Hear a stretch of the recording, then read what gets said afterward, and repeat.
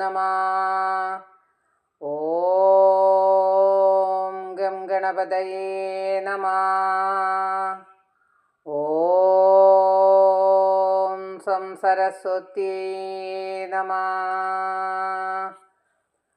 പീതാംബരം കരവിരാജിതശംഖചക്ര കൗമോദഗീ സരസിജം കരുണാസമുദ്രം രാധാസഹായമതിസുന്ദരമന്ദഹാസം വാതാലയേശമനിശം ഹൃദി ഭാവയാമി. ഓം നമോ ഭഗവതേ വാസുദേവായ. നാരായണീയം ദശകം 14. കപിലാവതാരം. സമനുസ്മൃതതാവകാംഗ്രിയുഗ്മ സമനു പങ്കജസംഭവാംഗജന്മാ നിജമന്തരമന്തരായ ഹീനം ചരിതം തേ കഥയൻ സുഖം നിനായ. ബ്രഹ്മപുത്രനായ സ്വയംഭൂമനു പിന്നീട് അങ്ങയുടെ പരിശുദ്ധ പാദങ്ങൾ സ്മരിച്ചും അങ്ങയുടെ മഹച്ചരിതങ്ങൾ വർണ്ണിച്ചും ബാക്കി കാലം ക്ലേശം കൂടാതെ സസുഖം ചിലവഴിച്ചു. സമയേ ഖലു തത്ര ഗർദ്ധമാഖ്യോ ദ്രുഹിണച്ഛായ ഭവസ്തദീയ വാച ധൃതസർഗരസോ നിസർഗരമ്യം ഭഗവംസ്തമയുധം സമാസിഷേവേ. അക്കാലത്ത് ബ്രഹ്മാവിൻ്റെ നിഴലിൽ നിന്ന് ജന്മമെടുത്ത കർദ്ധമൻ അദ്ദേഹത്തിൻ്റെ വാക്കുകൾ മാനിച്ച് പ്രജാസൃഷ്ടിയിൽ അഭിനിവേശമുള്ളവനായി തീരുകയും നിസർഗമോഹനനായ അങ്ങയെ 10,000 കൊല്ലം തപസ്സു ചെയ്യുകയും ചെയ്തു. ഗരുഡോപരി കാളമേഘകമ്രം വിലസൽ കേളി സരോജപാണിപത്മം ഹസിതോല്ലസിതാനനം വിഭോത്വം വപുരാവിഷ്കുരുഷേ സ്മ ഗർദ്ധമായ. സർവവ്യാപിയായ ഈശ്വര, നീലമേഘം പോലെ സുന്ദരവും പ്രശോഭിക്കുന്ന താമരപ്പൂ പോലെ അഴകേറിയ കയ്യിൽ പത്മം ധരിച്ചതും മൃദുസ്മേരം പൊഴിക്കുന്ന മുഖത്തോടു കൂടിയതുമായ സ്വശരീരത്തോടെ അങ്ങ് വാഹനമായ ഗരുഡൻ്റെ പുറത്ത് കർദ്ധമന് പ്രത്യക്ഷമാകുകയുണ്ടായി. കർദ്ധവൻ്റെ തപസ്സിൻ്റെ ഫലമായി അങ്ങ് കർദ്ധവൻ്റെ മുന്നിൽ പ്രത്യക്ഷമാകുകയുണ്ടായി. സ്തുവതേ പുളകാവൃതായ തസ്മൈ മനുപുത്രീം ദയിതാം നവാഭിപുത്രീ കപിലഞ്ച സുതം സ്വമേവ പശ്ചാത് സ്വഗതീം ചാപ്യനുഗൃഹ്യ നിർഗതോഭൂ.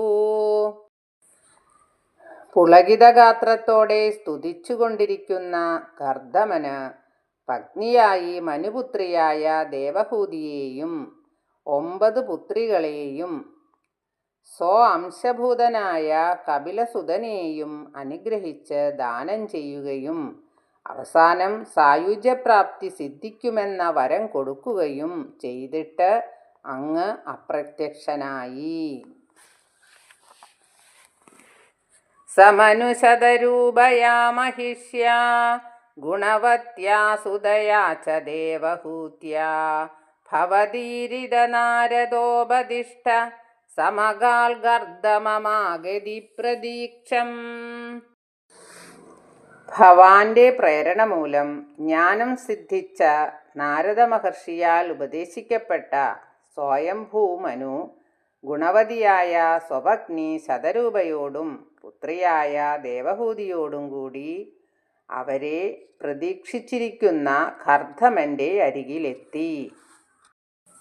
മനുനോപഹൃതാം ച ദേവഹൂതീം തരുണീരഗ്നമവാപ്യ കർദ്ധമോസൗ ഭവദർച്ചന നിർവൃതോപി തസ്യാം ദൃഢശുശ്രൂഷണയാ ദദൗ പ്രസാദം.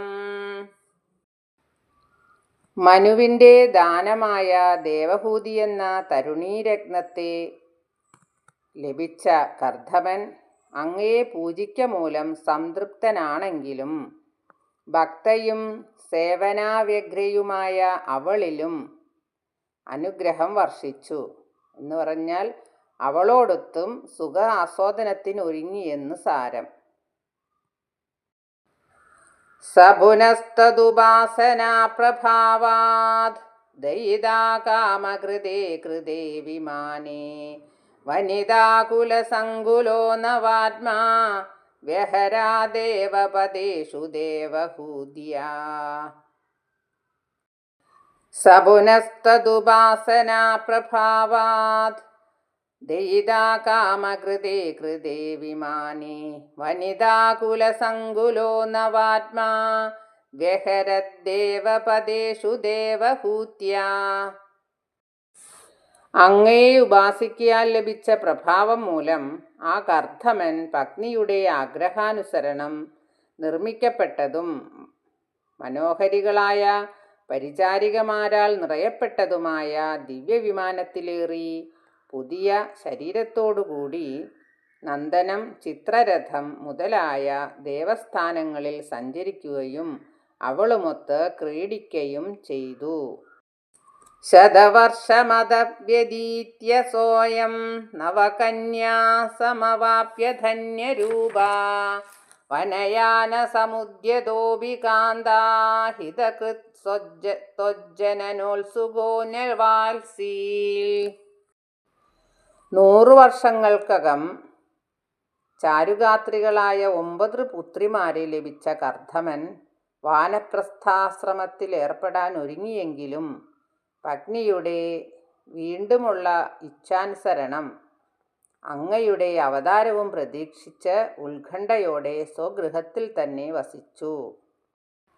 നിജഭർതൃഗിരാഭവന്നിഷേവാ നിരതായാമഥ ദേവദേവഹൂത്യാം കപിലസ്ത്വമജായതാത് ജനാനാം പ്രദയിഷ്യൻ പരമാത്മതത്വവിദ്യാം. ഹേ ദേവ, ഭർതൃവചനം കേട്ട ദേവഹൂതി അങ്ങയെ ആരാധിച്ചു കൊണ്ടിരിക്കെ ജനങ്ങൾക്ക് പരമാത്മതത്വജ്ഞാനം വിശദീകരിച്ചു കൊടുപ്പാനായി അങ്ങ് കപിലന്റെ രൂപത്തിൽ അവതരിച്ചു. വനമേയുഷി കർദമേ പ്രസന്നേ മദസർവസ്വമുപാദിശൻ ജനന്യൈ കപിലാത്മകവായുമന്ദിരേശ ത്വരിതം ത്വം പരിപാഹി മാം ഗദൗഘാത്. കപിലാത്മാവായ ഹേ ഗുരുവായൂരപ്പ, പ്രസന്നനായ കർദമന്റെ വനാഗമനത്തിനു ശേഷം മാതാവിന് എല്ലാ ജ്ഞാനസിദ്ധാന്തങ്ങളും ഉപദേശിച്ച അങ്ങ് എന്നെ രോഗക്ലേശങ്ങളിൽ നിന്ന് ഉടനെ എത്രയും പെട്ടെന്ന് എന്നെ കരകയറ്റണേ. ഗുരുവായൂരപ്പാ രക്ഷിക്കണേ. ശ്രീഹരയേ നമഃ. സർവത്ര ഗോവിന്ദനാമ സങ്കീർത്തനം. ഗോവിന്ദ ഗോവിന്ദ. സർവത്ര ദേവീ നാമ സങ്കീർത്തനം. ശ്രീ ജഗദംബികായേ നമഃ.